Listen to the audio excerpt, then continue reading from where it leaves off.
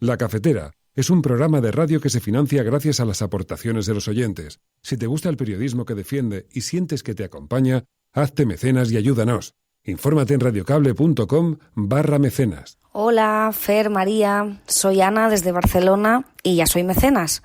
Me hice mecenas porque hace muchos meses que sentía dentro esa ilusión de poder ayudaros y daros las gracias por crear este espacio tan bonito y sentirme parte de la resistencia. Es una cita que no me pierdo nunca, un sitio donde me llenáis ese espíritu crítico que me sale muy de dentro y que siempre tiene hambre de rigor informativo y periodismo independiente, cosas que van muy escasas en los tiempos que corren. Además, todo se plantea desde el sosiego, el análisis y sin nada de crispación.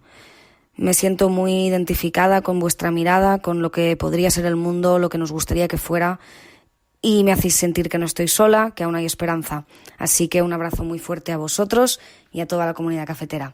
Chao.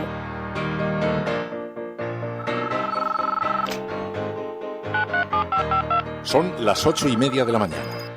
Las 7:30 en la Casa Museo de José Saramago, en Tías, Lanzarote.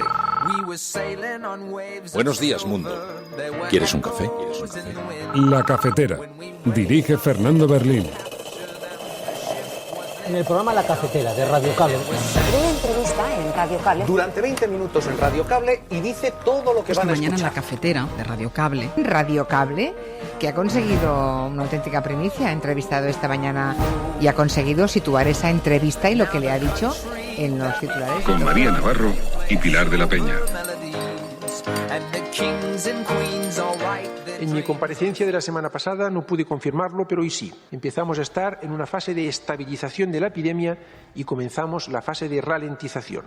Para acelerar la bajada y ayudar a nuestros profesionales y a nuestras UCIs a asumir los cuidados de los pacientes que lo necesiten, debemos hacer un esfuerzo más. Aún quedan semanas duras, pero entre todos lo estamos consiguiendo.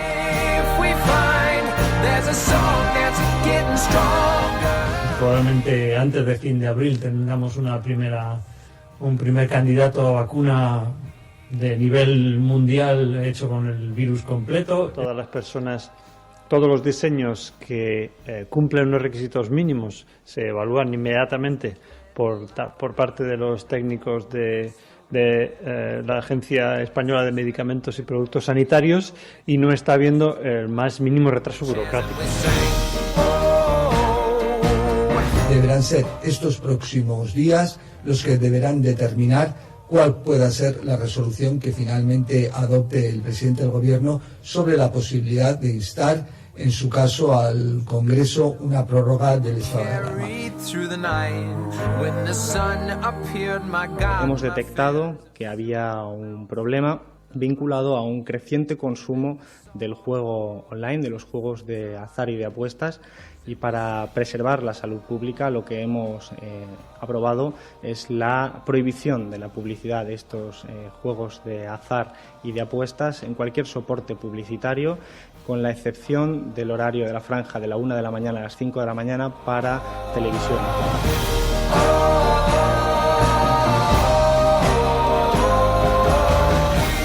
Says it's a New York problem today. Tomorrow, it's a Kansas problem and a Texas problem and a New Mexico problem. Look at us today.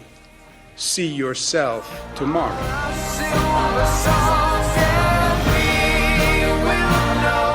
Está ficando provado que quanto mais forte for o Estado, mais chance de resolver o problema tem o Estado.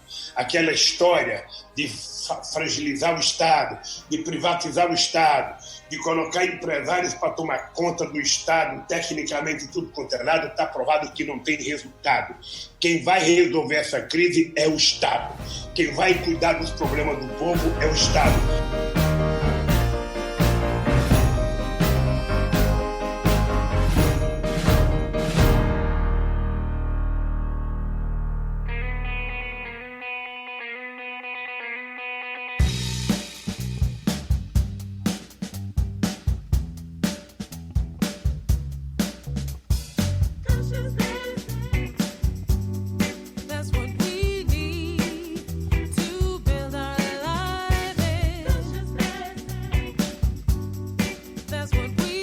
Muy buenos días, cafetera, bienvenidos una mañana más a este programa, el lugar en el que se juntan las proscritas, los proscritos de Sherwood, aquí, en las afueras del bosque, en el Claro.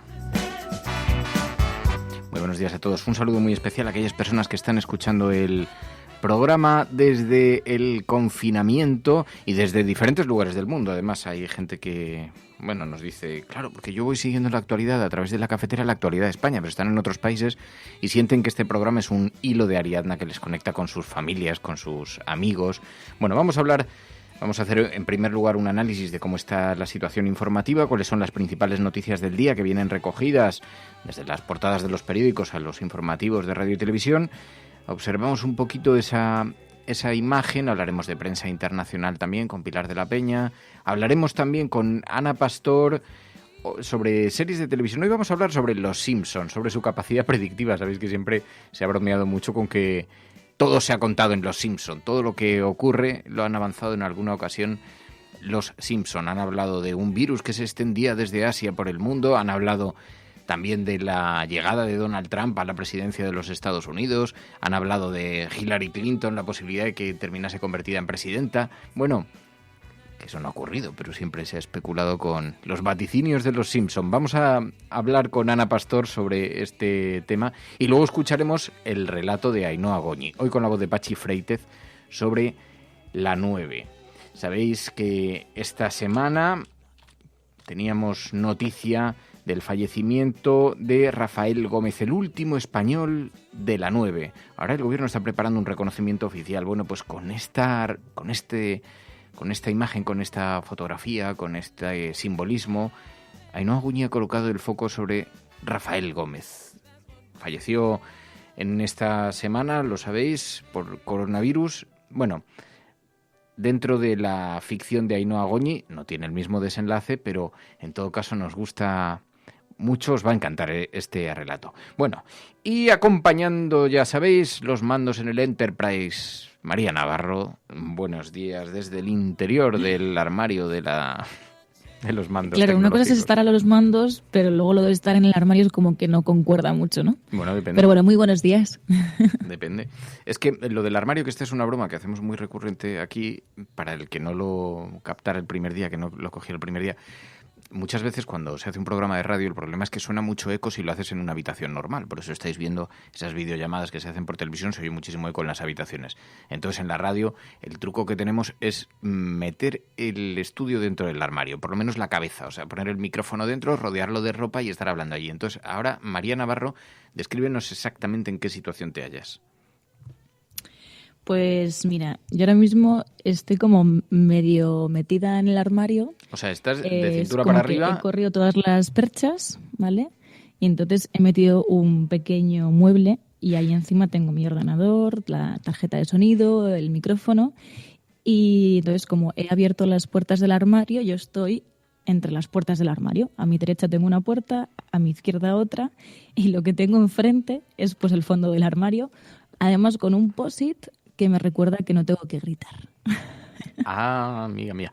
Queremos una foto de esto, de esta instalación. Uf. Contigo, que la haga tu compañera de piso. No es tan prometedora, No, hombre, pero bueno, una foto así que se te vea ahí con la cabeza dentro del armario haciendo el programa en algún momento. Seguro que te la podemos robar. Luego lo pediré por aquí por casa. Bueno, y yo me pasé un verano entero haciendo Hora 25 desde un armario, así que el armario es un lugar muy recurrente para la prensa radiofónica en estos días. Bueno, vamos a hablar de muchas cosas, tenemos un montón de cosas que contar hoy. Hay una extraordinariamente mala noticia, ya sabéis, el mazazo de la crisis, 900.000 empleos destruidos en 14 días. Es el titular hoy del periódico El País. El histórico impacto de la pandemia ha elevado la cifra de parados a 3,5 millones. Canarias, Andalucía y la Comunidad Valenciana han sido las más golpeadas. 2 de cada 3 puestos de trabajo perdidos en el mes eran temporales. Esto es muy importante porque también nos pone ante una fotografía. El periódico El Mundo dice: el estado de alarma destruye 900.000 empleos en 14 días. Sánchez hiberna a casi 3 millones de parados. Culpa a La Razón, señala La Razón. El virus arrasa 900.000 puestos de trabajo en 2 semanas negras, dice La Vanguardia. Hay una gran preocupación por cómo está afectando esto al empleo. No es un fenómeno exclusivamente español, lo cual no lo hace menos preocupante, porque en España tenemos una singularidad propia y evidentemente es dramático, es grave y hay mucha preocupación por saber cómo van a conseguir combatir esta pérdida de empleo. Pero para que os hagáis una idea, en Estados Unidos, en una sola semana, 6,6 millones de personas se han quedado sin trabajo. En una sola semana. El cierre de las ciudades está provocando unas consecuencias verdaderamente dramáticas en materia de empleo. Había una reflexión que hacía María antes de que empezásemos en el programa, antes de que empezásemos a emitir, que me llama la atención y creo que tienes bastante razón. Quizá esto también nos tiene que hacer reflexionar sobre el tipo de empleo tan precario que tenemos, un tipo de empleo que, como recuerda el periódico El País hoy en su portada, está muy supeditado al trabajo temporal, pero también, en cierta forma, nos señala un tipo de empresariado, ¿no? Claro, yo creo que tan importante es atender a las cifras, ¿no? Lo decía, como decías, el diario El País hablaba de mazazo de la crisis, 900.000 empleos destruidos en 14 días. Y yo creo que tan importante es encontrar las soluciones a este problema, como también ver cuál ha sido el origen y cuál es la responsabilidad compartida que tenemos como sociedad, ¿no? Yo creo que hay una responsabilidad, efectivamente, de las instituciones, pero no solamente de las instituciones, sino también de una conciencia por parte de nuestro sector empresarial y del tipo de sector empresarial que tenemos, porque seguramente, efectivamente, habrá empresarios que lo hayan hecho, la mayoría por necesidad, pero también puede que haya gente que se aproveche de todo lo que está sucediendo. Y yo creo que eso nos tendría que hacer reflexionar precisamente por la responsabilidad también que hay en el sector empresarial de todo lo que está sucediendo, ¿no? De esos 900.000 empleos destruidos, y pensar que no solamente hay responsabilidad por un lado, sino que hay una corresponsabilidad en toda la sociedad de estas cifras. Claro. Ayer se produjo, durante la rueda de prensa con la ministra de Trabajo, Yolanda Díaz, se produjo una situación que ha sido muy reseñada en los periódicos. Hoy lo vemos, por ejemplo, en Público.es. Las capciosas preguntas sobre el salario mínimo y los ERTE irritaron a la ministra de Trabajo. La ministra de Trabajo comparecía a mediodía en el Palacio de la Moncloa para valorar estos datos del paro en marzo. Ha sido un auténtico batacazo, 300.000 parados más y 833.979, es decir, casi 834.000 empleos destruidos. La propia ministra dijo que era una subida excepcional, tremenda, histórica. Tenía el gesto bastante grave, pero se puso más seria cuando los periodistas le hicieron 2 preguntas de un medio de comunicación en la que le preguntaban sobre los ERTES y también sobre el salario mínimo interprofesional. Le preguntaban, ¿cree que si no se hubiera subido el salario mínimo se hubiera podido salvar algún puesto de trabajo? Esto fue muy comentado en las redes sociales, tuvo bastante impacto. La gente decía, ¿cómo aprovechan algunos en la caverna mediática para asociar esto a la subida del salario mínimo interprofesional? Pero además mezclaban varios conceptos. Esto molestó bastante a la ministra, que contestó con estas palabras. Hay cálculos de que con los ERTES nos podríamos ir a los 6 millones de parados si finalmente estas empresas no logran superar la crisis. ¿Cuentan con esta estimación? ¿Se va a reforzar la inspección de trabajo para controlar que se cumplen las condiciones sanitarias en las empresas que están autorizadas a trabajar? ¿Creen que si no se hubiese elevado el salario mínimo más de un 22% en los últimos 2 años se hubiera podido salvar alguno de los puestos de trabajo destruidos en esta situación? Bueno, yo me quedo perpleja porque observo que hay un enorme desconocimiento de cómo funcionan los ERTES. Estas cifras de 6 millones, de 5 millones que a veces observo en medios de comunicación, permítanme, que sé que son periodistas profesionales y especializados en esta materia, no hay ningún rigor en las mismas. Y observo, y lo vuelvo a explicar, que no comprenden lo que ha comprendido muy bien la Comisión Europea, que es la dinámica del sistema de ERTES que ha propiciado el Gobierno de España. Los ERTES no engrosan las listas de desempleo. Los ERTES sirven para evitar la destrucción de empleo.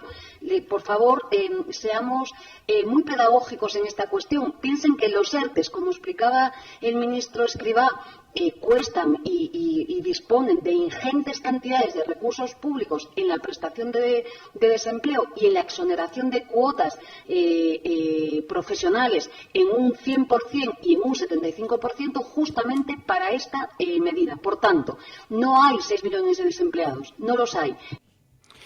Así que, en todo caso, lo que sí es cierto es que 834.000 empleos se han perdido en solamente 14 días de crisis. Empleos destruidos en 14 días, dice el periódico El País. Y, evidentemente, hay una gran preocupación en España, también en Europa, donde se está pidiendo más unión para combatir este coronavirus y las consecuencias económicas que esto puede conllevar. Y fijaos, el Eurogrupo planteó a España y a Italia usar el fondo de rescate sin condiciones. Los ministros de Economía de la zona euro están dispuestos a desplegar un primer cortafuegos para la crisis. Hoy lo explica el periódico El País en su portada. Y para vencer las resistencias de España e Italia se les eximiría de firmar el memorándum individual que implicaría duras condiciones para un rescate financiero. Así que, bueno, lo que sí que hay es un compromiso histórico por parte de los gobiernos europeos para intentar paliar en parte esta sangría laboral que se está produciendo en España. 834.000 empleos arrasados en solo 14 días de crisis. El número de parados supera los 3,5 millones por primera vez en 3 años y el sector turístico alerta de pérdidas de hasta 90.000 millones. Hoy, la portada del ABC, que titula con un poco de mala uva, las risas de la ministra. Abroncó ayer a la prensa por su falta de rigor al preguntar por el ERTE. Observo que hay mucha dificultad en el entendimiento de cómo funcionan. Lo hemos hecho para no destruir empleo, lo han entendido mal y voy a volver a explicarlo. Destacan este audio que os acabamos de contar. También es destacado en la portada del ABC, pero con este enfoque. Las risas de la ministra. No sé dónde estaban las risas en este comentario, en todo caso. Bueno, además, en la portada del periódico El Mundo también destacan este asunto. Pese al plan del gobierno, se han perdido tantos empleos como en los 3 meses y medio posteriores a la crisis de Lehman Brothers. El Ejecutivo solo informa de 620.000 afectados por los ERTE y acusa a las comunidades autónomas de no compartir información. Y las estadísticas reflejan la mortalidad del virus. Marzo cierra con 8.377 pensionistas menos que en febrero. Que es un asunto que destaca hoy el periódico El Mundo en su portada. Además, Sánchez hiberna a casi 3 millones de parados. Según el periódico La Razón, Trabajo ha maquillado las cifras, deja fuera a los 2,6 millones de afectados por los ERTE y en 2 semanas se han destruido 833.979 empleos por el virus. Claro, dice el periódico La Razón que Trabajo maquilla las cifras, que deja fuera a 2,6 millones de afectados por los ERTE. Es que supuestamente los desempleados por ERTE vuelven a ser contratados después. Hay un compromiso para que vuelvan a ser contratados posteriormente. Es muy interesante. Hoy en Público.es hay un artículo. El fraude de los ERTE. Empleados denuncian que les despiden, pero sus empresas les obligan a seguir trabajando. A pesar de que empiezan a cobrar del Estado, algunas empresas aplican a sus trabajadores el expediente de regulación para que cobren la prestación del Estado mientras les obligan a trabajar con normalidad. Estas prácticas pueden estar sancionadas con multas de más de 180.000 euros por trabajador. Ayer lo explicó la ministra Yolanda Díaz, anunciando que se han tramitado más de 246.000 ERTEs. Esto afecta a 620.000 trabajadores y, bueno, debido a la gran cantidad de cambios y al poco tiempo en los que se están produciendo los ERTEs, hay muchas empresas que, según advierten los abogados laboralistas, están utilizando estos expedientes de regulación temporal de empleo para no pagar a sus trabajadores mientras siguen cobrando con normalidad, mientras siguen trabajando con normalidad. Es un asunto complicado porque además hay ERTEs que permiten el trabajo parcial, el trabajo en ciertas horas. Entonces, los abogados laboralistas están pidiendo responsabilidades a las compañías y también que se entienda que un ERTE, además, es una concesión de los empleados también, es una demostración de confianza para las propias compañías. Aceptar los ERTEs en muchas situaciones se vuelve obligado por parte de los trabajadores, pero hay en otras circunstancias que casi es un gesto de los trabajadores para la empresa para que pueda seguir funcionando con una cierta normalidad y con una confiando en que la empresa después recuperará la situación anterior a la apertura del ERTE. Bueno, lanzaban las advertencias en todo caso. Muy interesante este artículo hoy en público.es. Mientras tanto, en la portada del periódico La Vanguardia, sí, el virus arrasa 900.000 puestos de trabajo en 2 semanas negras, dice el periódico La Vanguardia. 2 de cada 3 empleos destruidos son temporales, aparte del 1 millón de afectados por el ERTE. Escribá cree que lo peor del ajuste ha pasado, augura una rápida recuperación, porque, en efecto, también en esto es que hay incluso, de la misma manera que ni siquiera hay un gran consenso científico sobre el impacto del virus socialmente en materia de tasas de letalidad, etcétera. También en materia económica nadie sabe muy bien qué consecuencias va a tener esto. Escribá piensa que lo peor del ajuste ha pasado, que puede haber una rápida recuperación, y algunos economistas sostienen en que hay un efecto conocido como el efecto de la euforia que se produce después de situaciones de pánico, como se podría enmarcar a esta, y después la gente, el día después, el post-confinamiento, puede convertirse en una suerte de euforia consumista. Esto es difícil de evaluar porque nunca hemos asistido a un fenómeno global de esta naturaleza, y lo que sí que se da por hecho es que impacta especialmente en el turismo.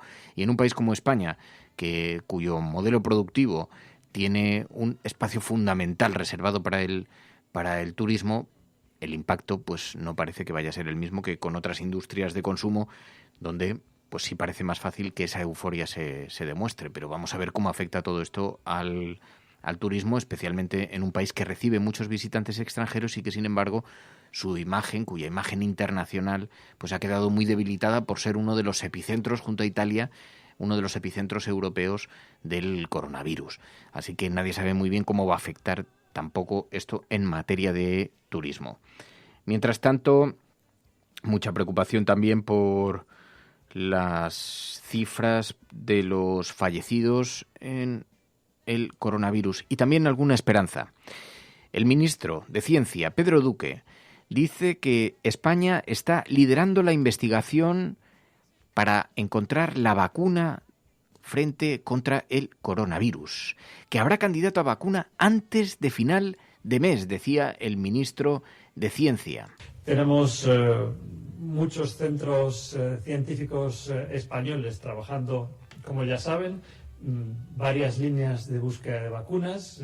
Pensamos que este área estaba progresando tal como habíamos previsto. Probablemente antes de fin de abril tengamos un primer candidato a vacuna de nivel mundial hecho con el virus completo. Tenemos otra línea de vacunas también de investigación que también está dando muy buenos resultados, y aprovechamos que tenemos uno de los pocos centros mundiales con experiencia ya de 20 años con trabajar con virus de este estilo, para además estar probando baterías de miles de otras sustancias sobre virus, de manera que podamos tener una criba pues, de nivel el más alto del mundo de qué sustancias podrían ser una posible medicina.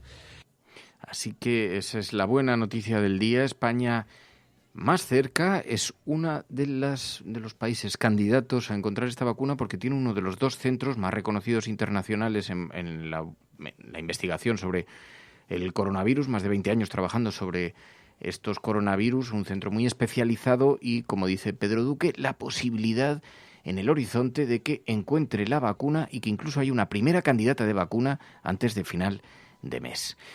Bueno, también escuchamos ayer al ministro del Interior, a Marlaska, porque se especula mucho sobre la prórroga del estado de alarma. Dice el ministro del Interior que va a depender de cómo evolucione la pandemia.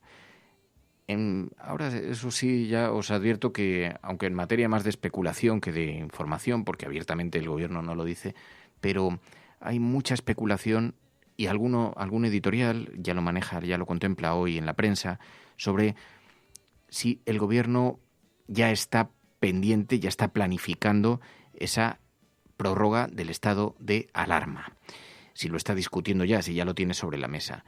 Si la prorroga, nos iríamos ya al 27 de abril seguramente para el final de este confinamiento, lo cual es bastante probable porque si no la Semana Santa nos pilla en medio y a nadie se le escapa que sería una absoluta imprudencia en una situación como esta, donde hemos aparentemente pasado lo peor de esa curva de contagios, que de pronto todo el mundo hubiera una movilidad tan importante como la que se produce en las Semanas Santas. Así que el Ministerio del Interior dice que va a depender un poquito de la evolución de la pandemia. Deberán ser estos próximos días los que deberán determinar cuál pueda ser la resolución que finalmente adopte el presidente del Gobierno sobre la posibilidad de instar, en su caso, al Congreso una prórroga del estado de alarma. Pero siempre bajo criterios, vuelvo a decir, científicos, de las autoridades sanitarias, que son las que nos tienen que trasladar de una forma firme cuál es la forma necesaria y precisa para seguir combatiendo el virus en términos de máxima eficacia para todos y con un objetivo concreto: volver a la normalidad en el más breve plazo posible. Así que, se busca tratar de volver a la normalidad lo antes posible. Se hará de forma paulatina, seguramente. Los sectores de mayor riesgo de la población probablemente tendrán que continuar tomando medidas de precaución, pero esa prórroga en el estado de alarma aparentemente tiene muchas posibilidades para pasar de la Semana Santa. Lo iremos viendo en todo caso porque, como digo, ahora mismo son especulaciones, habida cuenta de que la única comunicación oficial es que va a depender de los datos. Sí sabemos que los datos sobre contagios están mejorando, que parece que hemos pasado el pico más alto de la curva, que esta tendencia se está manteniendo a lo largo de los días, pero sin embargo ya sabéis que una vez pasado el pico de la curva, los contagios se manifiestan pocos días después, de manera que todavía nos quedan días de mucha asistencia, de mucha presión en los sistemas sanitarios, de muchos contagios y de mucha gente que acude a los hospitales, así que todavía quedan días en ese sentido, nos advierten las autoridades sanitarias. Mientras tanto, se están tomando medidas. Por ejemplo, sabéis que se aprobó la prohibición de la publicidad de juegos online, con excepción de entre la 1 y las 5 de la mañana. Esto golpea directamente a los medios de comunicación deportivos, pero dice el ministro Garzón que lo han aprobado porque han estado observando que en un tiempo de confinamiento como este, donde gente de todo tipo de conducción y especialmente gente muy vulnerable también a la ludopatía y al juego en línea, tienen mucho tiempo como para que les estén bombardeando con publicidad y haya compañías de juego aprovechándose de una situación tan extraordinariamente inquietante como esta. Así que se ha tomado esta medida. Hemos detectado que había un problema vinculado a un creciente consumo del juego online, de los juegos de azar y de apuestas, y para preservar la salud pública lo que hemos aprobado es la prohibición de la publicidad de estos juegos de azar y de apuestas en cualquier soporte publicitario, con la excepción del horario de la franja de la 1 de la mañana a las 5 de la mañana para televisión. En el resto de soportes publicitarios es en la totalidad del día. Así que se prohíbe en Internet, se prohíben otros soportes publicitarios, en los periódicos digitales, por ejemplo, pero se permite en televisión de 1 a 5 de la mañana. En todo caso, lo que han detectado es este asunto. Bueno, yo os decía, la buena noticia del día, parece que, según el Ministerio de Sanidad, se ha llegado al pico de contagios, una tendencia que se ha mantenido. En mi comparecencia de la semana pasada no pude confirmarlo, pero hoy sí. Empezamos a estar en una fase de estabilización de la epidemia y comenzamos la fase de ralentización. Para acelerar la bajada y ayudar a nuestros profesionales y a nuestras UCIs a asumir los cuidados de los pacientes que lo necesiten, debemos hacer un esfuerzo más. Aún quedan semanas duras, pero entre todos lo estamos consiguiendo. Un reto de esta magnitud es difícil de abordar para cualquier sistema público de salud, pero estamos respondiendo con fortaleza, con generosidad, de forma coordinada y con solidaridad. Nuestro Sistema Nacional de Salud está demostrando que tiene una enorme capacidad de respuesta para cuidar de la salud de la población y les garantizo que está y estará a la altura del reto. Luego hablaremos con Pilar de la Peña sobre información internacional, pero en efecto también si ampliamos la fotografía, poniendo el satélite a funcionar y observamos lo que está ocurriendo en otros lugares, en otros países, y nos encontramos con una advertencia lanzada por el gobernador de Nueva York, del estado de Nueva York. La situación en Nueva York es muy crítica, es muy difícil. Los contagios se cuentan por miles y la preocupación del estado de Nueva York es que ha habido otros estados que, han dicho esto debe ser una cosa de esa costa que no nos va a afectar. el gobernador de Nueva York advierte de que la situación se va a repetir también en otros lugares. Esto ya nos suena, esto ya lo hemos vivido. Una cierta distancia, desinterés por parte de las autoridades, saben que el coste de mantener confinada a la población para la economía es extraordinario y tratan de ignorarlo, evitarlo y miran con desinterés las medidas que están tomando en algunos lugares como Nueva York. Pero eso no va a durar, van a tener que tomar medidas inmediatas. To the extent people watch their nightly news in Kansas and say, well, this is a New York problem. That's not what these numbers say. Porque en Kansas llegaron a decir, eso es un problema de Nueva York. It says it's a New York problem today. Tomorrow, it's a Kansas problem and a Texas problem and a New Mexico problem.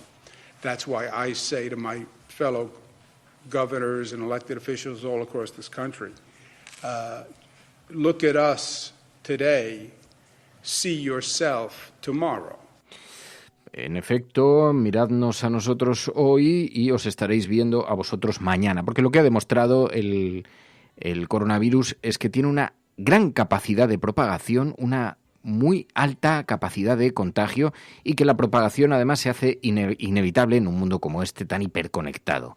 Así que el gobernador del estado de Nueva York advierte a sus homólogos en otros estados que más tarde o más temprano terminará también llegando a sus gobiernos regionales, locales en Estados Unidos. Bueno, Trump también, lo hemos escuchado en estos días, dice que dio negativo en la prueba de coronavirus, por lo menos hasta ahora la ha dado. I did take a test. It just came out.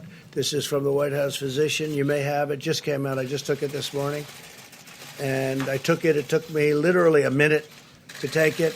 And it took me, I guess it was 14 or 15 minutes. I went to work. I didn't wait for it, but he said it took 14 minutes or something to come up with a conclusion. And it said the president tested negative for COVID-19. Donald Trump, que fue uno de los líderes mundiales en restar importancia al coronavirus al inicio de la crisis, ahora tiene que enfrentarse a unas cifras verdaderamente pavorosas. Estados Unidos ha superado las 6.000 muertes a causa del coronavirus, registra ya más de 245.000 casos de contagio, pero ya sabemos que estas cifras, una buena parte de los contagiados son asintomáticos, de manera que muy probablemente, como ocurre igual en España, será todavía mucho más alta. Más de 1.100 muertos con coronavirus en Estados Unidos en un solo día. Es el peor balance de 24 horas jamás registrado en un país. También la dimensión poblacional es muy alta en los Estados Unidos, pero en todo caso es verdad que la falta de prevención y un sistema sanitario muy planificado para que abandona su suerte a los sectores más vulnerables puede tener consecuencias dramáticas. Está pasando también con Brasil. Está Bolsonaro sistemáticamente desafiando a las investigaciones, subestimando la amenaza del coronavirus.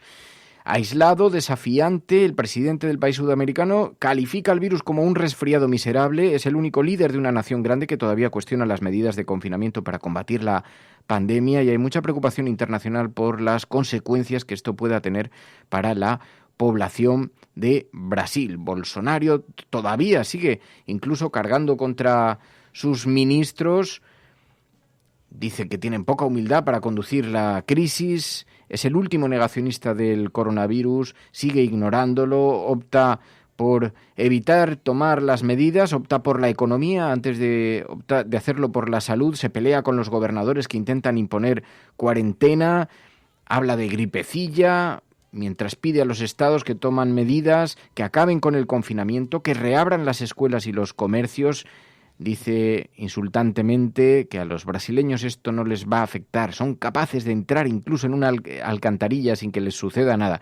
Unas palabras de desprecio, emulando la actitud despreocupada ante el virus de su homólogo estadounidense, Donald Trump, al principio de esta crisis que tuvo estas consecuencias tan lamentables y, en efecto, bueno, pues se colocan en el foco. Lula está hablando precisamente de la necesidad, sin embargo, de forjar un Estado fuerte. Está ficando provado que quanto mais forte for o Estado, mais chance de resolver o problema tem o Estado.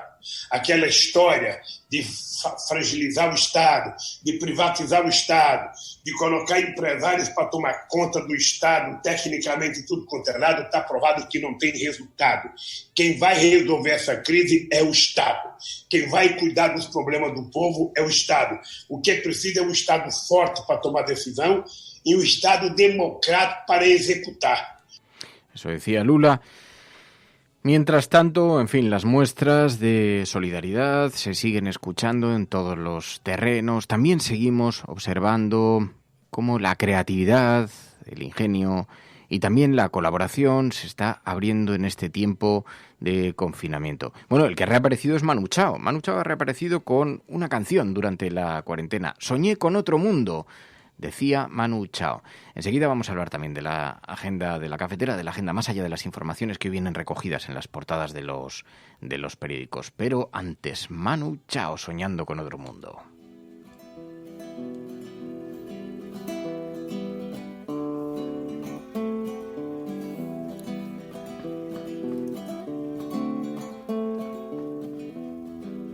Soñé otro mundo tan lejos y tan cerca, soñé otro viaje, 4 caminos, 5 destinos, soñé la risa, soñé la ilusión. Soñé otro mundo, soñé menos joda, soñé una mañana que en fin se podía, soñé de un amor de noche y de día, soñé la fortuna, soñé la alegría, soñé de mi luna que no se rendía y que a mi gato le decía: ajá. Calavera no llora, serenata de amor. Calavera no llora, no tiene corazón. Ajá. Soñé sin guerra, soñé sin temores, soñé sin valla, soñé sin paliza, soñé una faena que nunca se acaba, soñé una verbena que siempre otra vez. Ajá. Calavera no llora, serenata de amor. Calavera no llora, no tiene corazón. Soñé otro mundo, soñé menos joda, soñé una mañana que en fin se podía, soñé de un amor de noche y de día. Esto es La Cafetera y el hashtag que estamos utilizando, almohadilla, La Cafetera en casa. Si lo estás escuchando, eres La Resistencia, no estás sola. Almohadilla, La Cafetera en casa es el hashtag del programa hoy en Twitter. We will make America safe again. Ante Dios Todopoderoso, Venezuela. Por ahí hay un payaso. Lo primero que tiene que hacer o tenía que hacer es convocar a elecciones. Esas caritas del domingo. Lo que vamos a disfrutar el domingo con los progres. Le taché a Podemos de populista. Ahí me equivoqué. Pero el Partido Popular sí que tiene que tener credibilidad para hablar de corrupción, porque es nuestra seña de identidad. Y aprovecho la ocasión para invitarte a que acudas al acto de presentación de Vox en Barcelona. Pues este jueves, no sé si estaré yo, pero alguien de Ciudadanos seguro que acude, porque la cordialidad, de verdad, o sea, no es porque estemos, la gente que nos conoce fuera del plató sabe que esto ha sido siempre así. El cielo no se toma por consenso, el cielo se toma por asalto. Yes, we can. Yes, we did. Vamos a proceder a la exhumación de los restos del dictador Franco del Valle de los Caídos. El enemigo es Daesh, el terrorismo yihadista. Más allá de la agenda setting está la agenda de los oyentes de La Cafetera. Buenos días, cafeteros. Buenos días, cafetera. Buenos días, mundo. Creo que la revolución dicen que será feminista o no será, y yo apunto, además, que será ecologista o no será. Hagamos que se nos oiga. Hagamos que se nos conozca. Buenos días, Resistencia. Buenos días, cafetera. Buenos días, Resistencia. Os hablo desde Atenas, donde vivo y trabajo desde hace más de 3 años, cuando empezó la mal llamada crisis de los refugiados. Buenos días, cafetera. Buenos días, cafeteros. Muy buenos días, Resistencia. Os saludo desde Miami. Tu colaboración es importante. Ayúdanos retuiteando la dirección de este programa. radiocable.com. Sí, ayúdanos retuiteando la dirección del programa, que se nos oiga, que se nos conozca, es muy importante que más gente se sume a esta gran familia de Cafetera. Este es un espacio que pretende, ya sabéis, informar, pero también acompañar en unos días de confinamiento, donde además hay gente que tiene mucha angustia, y este programa tiene que servir también para acompañarles en este tiempo, para que sepáis que no estáis solas, que somos un montón de gente que estamos también unidos fraternalmente. Que, por cierto, mientras estaba sonando la sintonía de este espacio, me decía María por el micrófono interno, ¿dónde ha quedado la exhumación del dictador Franco? Claro, es que las noticias pasan con una velocidad absolutamente abrumadora, ¿verdad? Sí, yo creo que podemos hacer un ejercicio cuando terminemos este año, podemos hacer un ejercicio de todas las informaciones que hemos vivido y alucinaríamos, ¿no? ¿Dónde quedó lo de Franco? Todo el revuelo, ¿no? que se originó por la exhumación, bueno, pues eso ha quedado en un tercerísimo plano. Han desaparecido completamente del recuerdo siquiera de la actualidad, esa exhumación por aire de los restos del dictador, todo el debate público que suscitó. Decían, el gobierno nunca se recuperará de esta, y aparece otra noticia que hace todo lo anterior, lo dinamita completamente, ¿no? Bueno, estos son unos días en los que algunas organizaciones están lanzando advertencias muy importantes. Los estados deben respetar los derechos humanos al emplear las tecnologías de vigilancia digital, y Amnistía Internacional ponía el énfasis en esto, decía, mucho cuidado, no vayamos a aprovechar ahora para vivir un recorte en derechos civiles de primera magnitud, ¿no? Sí, lo venimos viendo, ¿no? Como diferentes organizaciones vienen advirtiendo, ¿no?, de que la situación actual no puede ser la excusa, pues, para limitar derechos. Lo dijo hasta la propia Naciones Unidas. Y en este caso concreto están hablando, como dices, del uso de tecnologías de vigilancia digital. Amnistía, junto a varios firmantes, han hecho un comunicado, y en ese comunicado lo que hacen es instar a los gobiernos a que garanticen que el uso de tecnologías digitales, el uso que hagan para rastrear y monitorear a personas y poblaciones, respete plenamente los derechos humanos. Insisten a lo largo de todo ese comunicado, sobre todo porque dicen que el aumento de los poderes de vigilancia digital de los estados puede amenazar la privacidad, la libertad de expresión y la libertad de asociación. Por eso consideran que las medidas de vigilancia que se adopten deben ser legales, necesarias y proporcionadas. Y sobre todo también que sean de duración limitada, este tipo de medidas, porque dicen que la situación actual no puede ser la excusa para ejercer una vigilancia indefinidamente, y que los gobiernos además también deben hacer todo lo posible para proteger los datos personales. Hablábamos también esta semana con Juanlupe Duralde y nos decía, bueno, también este tiempo nos tiene que servir para reflexionar sobre el turismo depredador que hemos tenido y también sobre la conservación de especies. Por ejemplo, en China ya sabemos que hay una iniciativa para prohibir la caza de especies salvajes, el consumo de especies salvajes. Claro, esto es importante porque, entre otras cosas, es una de las cuestiones a las que se ha señalado como una de las hipótesis del inicio de toda esta crisis. Y, en efecto, WWF alerta de que la destrucción de la naturaleza aumenta también los riesgos. Sí, lo dicen además en un informe que se llama Pérdida de Naturaleza y Pandemias, y bueno, así como expresan, ¿no?, su preocupación por la situación actual, y efectivamente pues ponen el foco en que se debe actuar contra la situación que estamos viviendo, también dicen que hay que poner el foco, ¿no?, en esa destrucción de la naturaleza, el cambio climático y el aumento del riesgo de pandemias. Además hablan de que la organización destaca que la alteración del equilibrio de los sistemas naturales por destrucción directa del hábitat, pérdida de la biodiversidad, tráfico de especies, intensificación agrícola y ganadera, sumado además a los efectos que tiene el cambio climático, aumentan notablemente ese riesgo. Ya lo venía diciendo, como decías, ¿no?, Juan López Uralde aquí en la cafetera esta semana, sobre el riesgo que hay y luego también lo que tenemos que aprender de esta situación, ¿no? Decían desde WWF que, según ellos, para reducir el riesgo es urgente frenar la extinción de especies, conservar los ecosistemas, reducir la huella ecológica,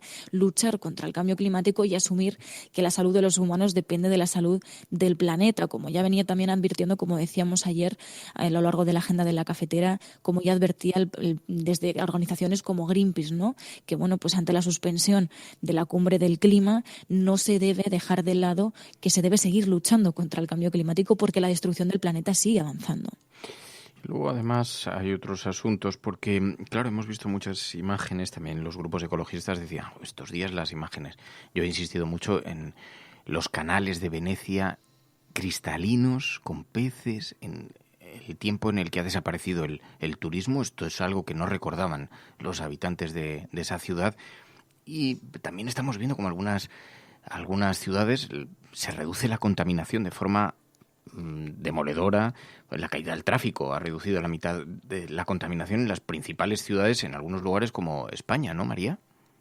Sí, lo recogían, además, son datos que ha recopilado Ecologistas en Acción y que se han hecho eco pues varios medios, como el diario.es, que explicaba que las mediciones a 31 de marzo estaban un 55% por debajo de la media de la última década. Así que esto es uno de los efectos, como venimos anunciando, y ya tenemos algunos datos que ofrece en este caso Ecologistas en Acción. Decían que el principal gas contaminante que ha caído es el dióxido de nitrógeno y que la ciudad con los índices que más han bajado ha sido Alicante con un 72% y la que menos ha sido Oviedo con un 33%. Pero ponían el foco también en las grandes capitales españolas, donde pues hay mucho tráfico, como Madrid y Barcelona, que han arrastrado niveles excesivos, decían, y han registrado caídas muy significativas. En el caso de Madrid, un 56% y en el caso de Barcelona, un 64%. Así que vemos cómo, pues en los datos vemos cómo se refleja nuestro impacto también en el planeta que vivimos, y son datos que yo creo que también son para reflexionar y aprender sobre nuestros hábitos. Oye, además, UNICEF exige la protección de niñas y niños refugiados y migrantes. Sí, lo vienen advirtiendo y lo venimos contando aquí en la agenda de la cafetera ya varios días e incluso semanas, y es que varias organizaciones siguen exigiendo que se proteja a refugiados y a migrantes, y en concreto, en este caso, UNICEF decía que para los niños y niñas refugiadas y migrantes que viven en condiciones de hacinamiento en las islas griegas, el virus es una amenaza inminente.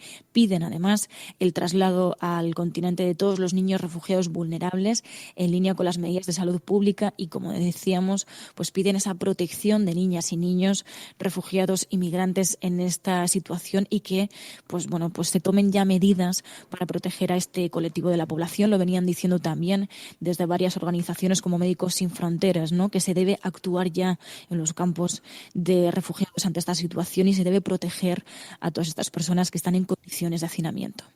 Esto es La Cafetera. Podrán decir todos los periódicos del mundo lo que quieran.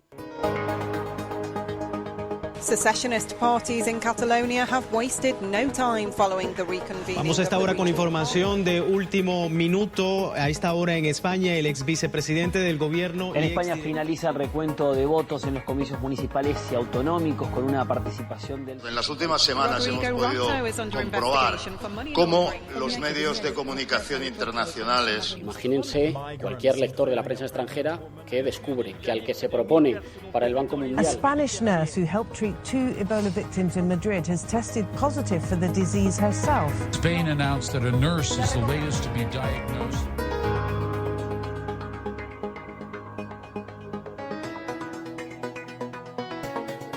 Bueno, pues ya sabéis que hacemos un repaso sobre la forma en la que la prensa internacional se ha estado refiriendo a las medidas que se toman en España, y esto es importante también por lo que os decía antes. España, que es un país que tiene un sector turístico importantísimo, toda la imagen que se está proyectando en el exterior es como la del epicentro del coronavirus, y hay mucha preocupación sobre la consecuencia que esto puede tener a medio y largo plazo. Más allá de esto, además, en términos de reputación, pues obviamente no es una buena noticia tampoco la manera en la que en algunos medios de comunicación están recogiendo informaciones sobre España. Pilar de la Peña, buenos días. Hola, buenos días. Bueno, hay de todo también, porque, por ejemplo, el Financial Times publicaba un artículo fotografiando el hecho de que España es el país del mundo que más test ha hecho, ¿no? Sí, no sé si fotografiando, pero desde luego destacándolo, haciendo un ranking de los países por los datos que se tenían el 25 de marzo, cuáles eran los países en los que más, exámenes o más pruebas de detección de coronavirus habían hecho, y España salía en segundo lugar, solo por detrás de Suiza, pero por delante pues de Italia, Alemania, Francia, Reino Unido, todos los países. El artículo intentaba resaltar y advertir de que las comparaciones con las cifras que se estaban dando a nivel mundial pues eran un poco prematuras, que había que esperar a tener un análisis más detallado de toda esta información. Se refería, por ejemplo, a estas informaciones que dicen que en España o en Italia la mortalidad del virus era mucho más elevada. El artículo lo que venía a advertir era que en el momento actual, en pleno punto álgido de la enfermedad, pues era muy difícil tener una información precisa de estas cosas, y que advertía y, en fin, señalaba que era conveniente esperar un poco más para intentar trazar esas directrices o, digamos, esas conclusiones, ¿no? Pero lo que sí destacaba era que con los datos que se tenían, que ya se conocían, pues una de las cosas que era importante era saber que el número de personas que podía haberse contagiado. En este sentido, los test de detección pues era una herramienta fundamental, y era llamativo en este sentido que ponía a España como el segundo país del mundo en el que más pruebas de detección de la enfermedad se habían hecho. También hemos visto un artículo que era muy crítico también sobre la reacción de España. The Guardian publicaba un texto en el que se preguntaba cómo este país ha podido responder tan mal a la pandemia, decía. Sí, este era un artículo de Giles Tremlett, que durante años fue el corresponsal aquí en España del diario, que sigue siendo analista, que sigue escribiendo, y era sobre todo eso, llamativo en el titular, ¿no? Es verdad que en el exterior ha llamado muchísimo la atención el hecho de que la enfermedad se haya expandido tan rápido en España, y en este sentido pues ha habido muchos artículos pues señalando este hecho, ¿no? Destacando además la rapidez con la que España se había convertido en uno de los epicentros digamos del COVID-19. Pero este artículo de The Guardian sí que ha llamado la atención, porque además señalaba bastante al gobierno, ¿no? Destacaba que intentaba profundizar en cómo era posible que esto hubiera sucedido en España. Hablaba de algunos factores que podía haber ayudado, por ejemplo, que en los últimos días de febrero, principios de marzo, había hecho muy buen tiempo. Entonces decía que uno de los aspectos que podía ayudar a explicar esto podía ser tan banal como el tiempo, pero también consideraba que el gobierno había respondido de forma pues bastante tardía y hasta cierto punto torpe, y mencionaba, aunque no resaltaba específicamente las manifestaciones, al revés de lo que ha hecho aquí la prensa en España, pero sí me las mencionaba, que también mencionaba el mitin de Vox, los partidos de fútbol, y en ese sentido señalaba que toda la actividad que se produjo, que se consintió, digamos, en aquel fin de semana, pues pudo contribuir a la expansión del virus. Pero sí un poco señalaba que había un poco sorprendido, sobre todo, decía el artículo, dice, después de haber visto lo que había pasado en China, en Italia, pues quizá era llamativo que se hubiera esperado tanto desde las autoridades españolas para reaccionar o para tomar medidas ante esta amenaza. Sí, el artículo está muy bien, y sí, desde luego, yo creo que sí hay que fijarse en la falta de previsión del gobierno. Se debe hacer, y bien hecho estará, y si hay que criticarlo, pues bien hecho está, y además es un periodista muy sólido y es un medio de comunicación muy sólido, no hay discusión con eso. Me ha llamado a mí la atención, sin embargo... Sobre todo, yo creo que al final es un poco la impresión que ha quedado, ¿no? Pero Pilar, me ha llamado la atención, sin embargo, que no se haya puesto el foco en que las competencias están transferidas, que la falta de adquisición de material no corresponde al gobierno, a quien, sin embargo, se señalaba en el texto. Correspondía a las comunidades autónomas, que tienen consejerías de salud, que tenían que haber hecho la previsión de la compra de materiales, que no hicieron, que también tenían las alertas de las autoridades sanitarias internacionales. Dado que está transferido a las consejerías, dado que está transferido a las comunidades autónomas, las consejerías que son de diferente color político, desde luego las que corresponda al Partido Socialista a cuenta del Partido Socialista, pero las que corresponda a la derecha a cuenta de la derecha. Y sin embargo... quiero insistir en esto porque es importante. De la misma manera que se pone el foco mucho en las convocatorias de grandes eventos, y sin embargo no se está poniendo el foco, por ejemplo, en el desplazamiento solamente en Madrid. El año pasado, en marzo, se desplazaron en metro 61 millones de personas el año pasado. Así que durante la semana previa al 8M, calculando que estuviera en cifras parecidas, en torno a 14 millones de personas se movieron en metro en Madrid. 14 millones de personas. Colocar el foco sobre el 8M, como está haciendo la derecha, es un insulto a la inteligencia. Cuando además han convocado mítines, cuando además han participado ellos mismos del 8M, cuando además las autoridades enviaron recomendaciones. Quiero decir que hay que tener cuidado, porque a ver si por no criticar, por el miedo a no parecer ecuánimes, como está ocurriendo con algunos periodistas progresistas en España, por el miedo a no parecer ecuánimes, compramos todas las tesis de propaganda que está lanzando la extrema derecha a través de las redes sociales. En esos días, se movieron en metro en torno a las 10 millones de personas en Madrid. 10 millones de personas. Señalar al 8M es un insulto. Es un absoluto insulto. En esos días, las compras de material las tenían que haber hecho las comunidades autónomas, que es quien recibe los fondos para hacerlo. Por cierto, con unas consejerías que no son un grupo de indocumentados que asisten a lo que les dicta el gobierno, que son los que dictan las políticas sanitarias en cada comunidad autónoma, que tenían las mismas alertas por lo menos que el gobierno, las mismas, si no más, dado que son ellos los que gestionan después los fondos. Y es importante que tengamos presente esto, porque si no lo que hacemos es alimentar un discurso que está basado en una intencionalidad, que es la de quitar a este gobierno, barrerlo para ponerse ellos. Y luego ya veremos, ¿no? Perdón. Y te quería decir, Fer, que precisamente sobre esto hay un artículo francés del diario Ouest France que destaca esto, ¿no? Un poco lo titula algo así como la cacofonía de las regiones en la gestión de esta epidemia, y explica un poco detalle, que es verdad que es algo que quizá no han puesto demasiado el foco la mayor parte de los medios, de los grandes medios internacionales, pero este artículo sí me ha llamado la atención porque hablaba un poquito de esto, ¿no? De la dificultad o del problema añadido que suponía para la gestión de esta epidemia el hecho de que muchas de las que muchas de las competencias estuvieran transferidas, y que esto en cierta forma pues complicaba un poco la respuesta y hacía que estuviera un poco pues diseminada las responsabilidades y que fuera más difícil centralizarlo, ¿no? Y el artículo de The Guardian, se me olvidó comentar, que también hablaba de los recortes en la sanidad española, ¿no? También señalaba que esta situación había pillado a la sanidad española pues más debilitada de lo que había estado a causa de los recortes. Intentaba hacer una foto bastante amplia de lo que había sucedido. Pero sí es verdad que, aunque no de forma mayoritaria, sí que hay algunos medios que también lo están señalando. No, insisto que es importante destacarlo. No tengo nada en contra del artículo de The Guardian, me parece extraordinario y tengo bastante admiración por ese periodista porque tengo una buena relación personal con él. Pero creo que es importante reseñar algunos asuntos porque si no están siendo utilizados de forma bastante torticera después por los haters más conservadores. Y no deja de ser una utilización torticera de un asunto en el que todos tenemos responsabilidades parecidas, como poco. Bueno, también hemos visto, esto se preguntaba de Guardian, pero el New York Times, fíjate, señalaba a José María Aznar como ejemplo de rico y responsable. ¿Por qué?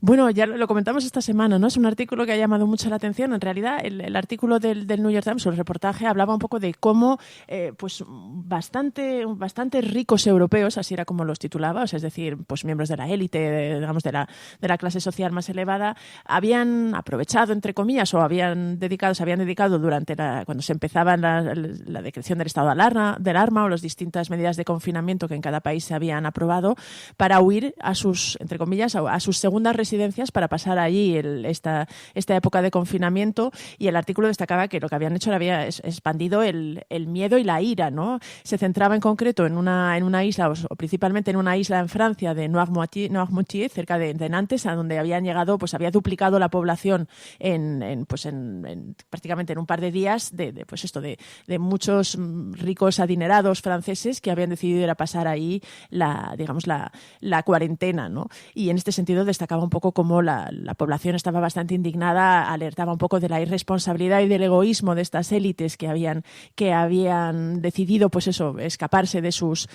casas huyendo a lo mejor de los focos principales, y de hecho lo que estaban llevando era la posibilidad de contagio a estas regiones. Y curiosamente, ya os digo, hablaba de este caso de la isla francesa, hablaba también de algún caso en Alemania, en Italia, pero el único al que ponía nombres y apellidos era el de José María Aznar. En este sentido, pues destacaba cómo la decisión de Aznar de irse con su mujer a la segunda residencia que tienen en Marbella, pues había levantado una gran indignación en España, había provocado incluso pues llamamientos a que se le monitorizara, se le aislara en su casa, y sí lo consideraba, ya os digo que era el único al que señalaba con nombres y apellidos como uno de los ricos pues irresponsable que en esta crisis pues había tomado esta actitud que se consideraba bastante egoísta e insolidaria. Nos ha llamado la atención porque ha tenido mucha repercusión además este artículo después en España, pero también los medios internacionales han puesto el foco en las numerosas muestras de solidaridad, las iniciativas que se han desarrollado, que se están poniendo en marcha, la positividad que se está manteniendo con algunas de las iniciativas, ¿no? Sí, de hecho, uno de los artículos se titula precisamente así, uno de Independent, un diario británico, dice 5 maneras en las que los españoles se están manteniendo positivos durante el confinamiento, ¿no? Y hablaba un poquito, pues una de las cosas que destacaba, por ejemplo, eran estas redes e iniciativas colectivas para coser mascarillas de las personas en sus casas, las mujeres sobre todo, pero no solo, las empresas también, las pequeñas empresas que habían cambiado su producción para poder contribuir a la falta de material sanitario, para poder pues aumentar la capacidad de producir mascarillas, y en este sentido era una de las cosas que destacaba. También mencionaba, pues por ejemplo, todas las iniciativas de enseñanza a distancia que se habían tenido que poner en marcha para los niños, y mencionaba, por ejemplo, pues no sé si seguro que alguien de la Resistencia lo ha conocido, estos vídeos de Sheila Blanco en la que intenta popularizar la vida de grandes artistas de música clásica como Bach o Mozart de una manera bastante creativa. Hablaba también, por ejemplo, de todos los vídeos y las posibilidades de formación o de hacer gimnasia online que se habían compartido y que se habían generalizado, por supuesto, de las relaciones a través de los balcones, las formas de apoyarse unos a otros, de las asociaciones de vecinos que se organizan para hacer la compra a las personas que, digamos, que están en los colectivos de más riesgo. Esto se une con, por ejemplo, otro artículo de Reuters que destacaba una iniciativa que se lanzó desde Madrid, pero que ya ha llegado a más ciudades españolas como Barcelona, Bilbao, Sevilla, pero Málaga, o me parece que era también Valencia, que se llama Food for Heroes, que era una pizzería que empezó a repartir de manera gratuita y de manera solidaria comida para los sanitarios, gracias a la ayuda de un voluntario de Correos que se coordinaban para llevar esto, y que empezó como una iniciativa muy, muy pequeña y había ido creciendo y se había, ya os digo, traspasado a otras ciudades. También había un artículo de L'Obs, un semanario francés, que destacaba como un grupo de jubiladas españolas que se dedicaban pues que se conocían de una experiencia de un huerto urbano colectivo, pues estaban también, cómo estaban pasando este confinamiento a base de intercambiar pues a lo mejor trucos o maneras de seguir cultivando desde su casa y en solitario, y es verdad que es llamativo que sigue habiendo muchos artículos en la prensa internacional que destacan estas formas, digamos, positivas o estas formas optimistas de intentar llevar el confinamiento aquí en España. Y fíjate, hay muchas iniciativas. Estaba viendo también, hay una petición del concejal de Más Madrid en Vallecas que está exigiendo la apertura inmediata de la escuela de hostelería allí. Puede preparar 5.000 comidas diarias y han exigido al gobierno del ayuntamiento, al gobierno municipal, la apertura inmediata de esta escuela de hostelería de Santa Eugenia. Está teniendo una cierta repercusión en la prensa nacional porque, claro, está aumentando las necesidades de la población más vulnerable. La zona de Vallecas es una zona especialmente sensible en ese sentido. Hay una escuela de hostelería, han conseguido que más de 400 voluntarios se ofrezcan, cocineros, para participar en esta elaboración de comidas, y el grupo político Más Madrid está exigiendo al alcalde que autorice la apertura de esto. Estamos viendo muchas iniciativas interesantes, algunas de ellas empresariales, que están teniendo mucha repercusión, que están teniendo buena repercusión. Veíamos, por ejemplo, cómo en estos días, sabéis que SEAT, la planta de Martorell, está a la espera de recibir el último certificado para producir respiradores. Están fabricando respiradores a una gran velocidad. De pronto, no solamente se observa como una necesidad inmediata en este tiempo que estamos viviendo, sino también como la posibilidad de una cierta reconversión también industrial para ofrecer esos respiradores posteriormente a otros lugares. Es verdad que el ministro de Ciencia ha advertido de que luego no es tan sencillo. Hay muchos diseños de material sanitario bien intencionados, pero que luego para la evaluación y para la homologación no es tan sencillo dar luz verde, puesto que es material sanitario y por lo tanto sensible. No puede ser que luego una pieza defectuosa que no cumple unos ciertos criterios o una cierta fiscalización pues pueda poner en peligro la vida de una persona, por ejemplo, ¿no? Pero claro, todo el mundo entiende que como estamos ante una situación muy complicada, pues el abanico es muy amplio, no solamente para atender las necesidades más sensibles, como por ejemplo las de los respiradores, pero hay un montón de certificaciones respecto al tipo de máscaras o al tipo de caretas que se utilizan o al tipo de trajes o de vestimenta, pues que se puede ser más flexible, sobre todo no para sectores, digamos, que trabajan directamente con la enfermedad como los sanitarios, sino para otro montón de sectores. Bueno, en todo caso, el ministro de Ciencia decía esto. Todas las personas, todos los diseños que cumplen unos requisitos mínimos se evalúan inmediatamente por parte de los técnicos de de la Agencia Española de Medicamentos y Productos Sanitarios y no está habiendo el más mínimo retraso burocrático. Lo que sí que es cierto es que hay un montón de gente que está haciendo diseños muy voluntariosos, pero que cuando llegan al proceso de evaluación se ve que no son útiles para las unidades de cuidados intensivos, ¿no? En las unidades de cuidados intensivos se necesita una especial sensibilidad con eso. El Ministerio ha estudiado 47 prototipos presentados por las empresas, pero los ha descartado hasta que no cumplan con los protocolos, y ahora SEAT está a la espera del último certificado para producir respiradores. Pero fijaos, hay iniciativas que nos llegan de algunos oyentes. Hay oyentes de la cafetera que están imprimiendo material en 3D, por ejemplo, para soportar las máscaras, las caretas, cosas que no necesariamente requieren de esos certificados tan exhaustivas, pero también se está hablando de otro tipo de materiales. Había un oyente que nos escribía ayer precisamente que nos decía que trabajaba en Boeing y que estaban buscando acuerdos con Decathlon, creo que ya habían alcanzado alguno, para fabricar piezas que se pudieran acoplar a sus máscaras de buceo y que las pudieran hacer efectivas para esto. Así que hay un montón de iniciativas, y os decía, la propia SEAT está fabricando respiradores. Pues básicamente hemos transformado en un tiempo récord, en prácticamente 3 días, una instalación que la tenemos acondicionada para fabricar el eje anterior del subchasis del modelo León, de nuestro León, para montar el equipo respirador con una propulsión del motor limpiaparabrisas. El transformar una línea de montaje que fabrica subchasis, una pieza de coches, y poder transformarlo y fabricar respiradores ha sido un trabajo largo y arduo en el que han estado implicadas muchas áreas de la empresa, y hemos conseguido hacerlo en un tiempo récord de 1 semana. Desde luego se ha hecho en un tiempo absolutamente récord, es meritorio, es digno de mención, porque hay un montón de ingenieros en un montón de compañías, de disciplinas, de empresas, y muchos ciudadanos que están tratando de aportar allí donde trabajan la posibilidad de que se investiguen estas materias. Estás escuchando La Cafetera. La Cafetera y Neutral presentan Plata o Plomo. El mundo en series. En el Juego de Tronos o ganas o mueres. Con Fernando Merlín y Ana Pastor. ¿Sabes dónde estás? Es una radio pirata. De la zona neutral. Nos recuerda un poco por qué luchamos. La noche es oscura y alberga horrores. La noche es oscura y alberga horrores. Nada cambia de golpe. Si estuvieras en una bañera que se calienta poco a poco, morirías hervida sin darte cuenta. Estamos juntos.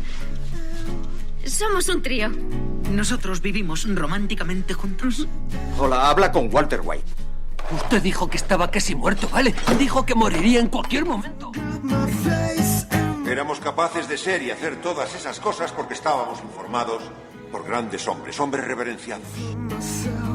Plata o Plomo, el mundo en series. Ya sabéis que cada semana repasamos series de televisión, documentales, con Ana Pastor, Neutral. Ana Pastor, muy buenos días. Muy buenos días. Claro, la propuesta que haces esta semana es atrevida porque quizá vamos a hablar de una de las series de televisión más repetidas, también más amadas por los espectadores, pero que lleva años en antena. Pero le vamos a dar un enfoque un poco simpático a la historia. La capacidad predictiva de los Simpson. Esto te ha sugerido mucho. Es una de mis series de dibujos animados favoritas, te diré. ¿Ah, sí? Te iba a preguntar si sabes cuántas temporadas hay de los Simpson. No tengo ni idea. Porque pues yo tengo la sensación de que llevo toda la vida, pero casi.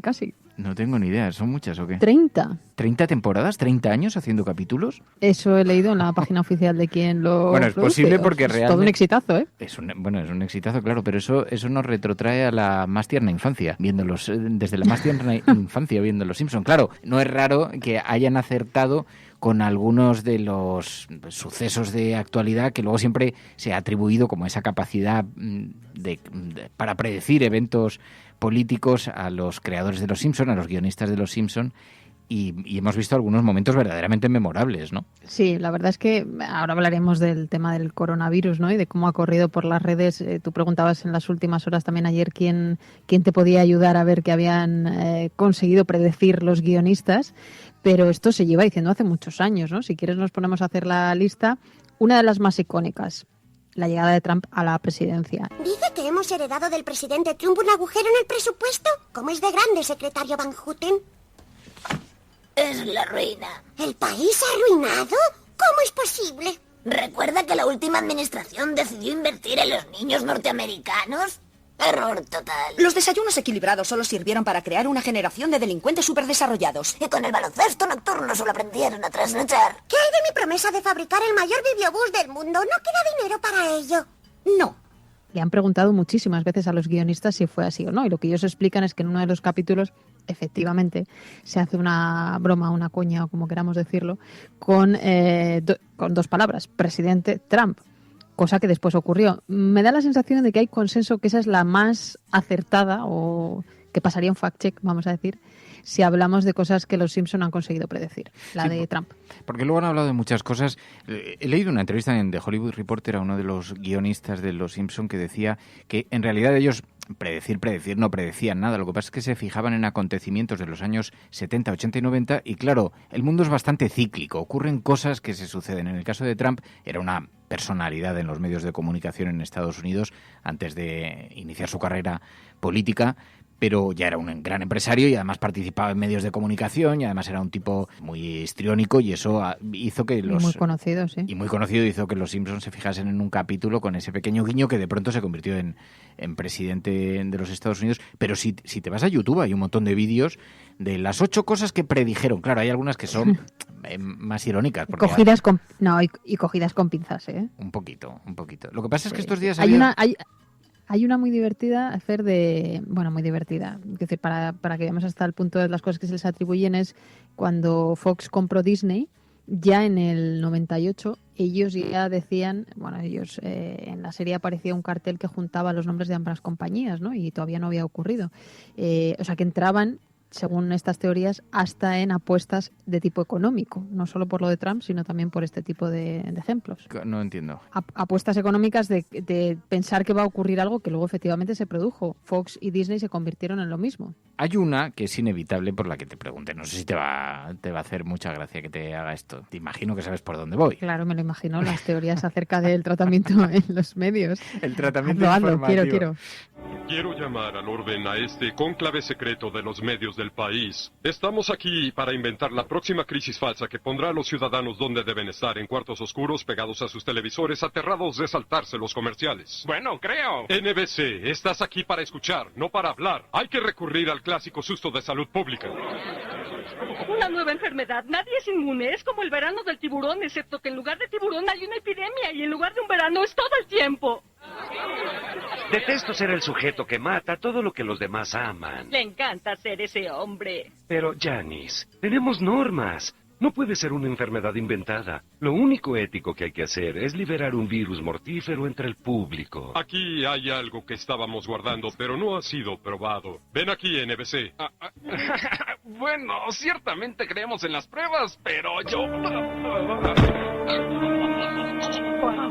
¡Wow! ¡Oh, sí! Ya tenemos nuestra enfermedad mortal. Ahora solo debemos culpar a algo que esté en todas las casas, algo a lo que el público le tenga miedo. Ya viene la influenza de gatos, amigos. El Centro para Desinformación predice que la influenza de gatos caseros podría esparcirse en el siguiente patrón hipotético de epidemias.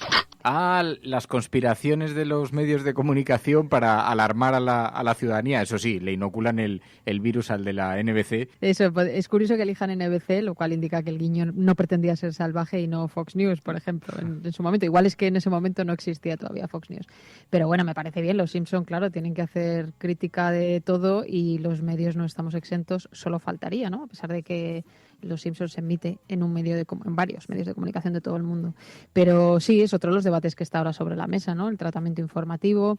Nos pasa muchos días a muchos, ¿no? Que decimos, es que hay momentos en los que las noticias son tan negativas que pesa mucho sobre el estado de ánimo de la gente. Entonces, ese equilibrio es complicado, ¿no? Entre contar lo que está ocurriendo y que la gente se sature. Pues sí, por eso también a veces nos agarramos a esas pequeñas luces de esperanza de estos días, de un pequeño dato que nos indica una pequeña luz a futuro, ¿no? Claro, luego ha habido reportajes sobre las predicciones acertadas de los Simpson en 30 años. Se han hecho todo tipo de de reportajes sobre esto. Cuando llamó presidente a Donald Trump, mencionabas, ha habido algún otro, por ejemplo, se les veía hablando por videoconferencia y decía, bueno, las videollamadas ya existían, no existían en el teléfono móvil en aquellos años, pero por ejemplo, estos días ha tenido mucha repercusión otro en el que hablaba también de un virus. El temido germen ha llegado a Springfield causando más de 300 casos de gripe. Hay que conseguir víveres. Atrás de los botes de basura ardientes. Vamos a dejar entrar por grupos de 70 personas. Hay que golpearlo y robarle todas las cosas. No hagan caso a ese hombre. Tengan calmas. Todos serán atracados por mis precios.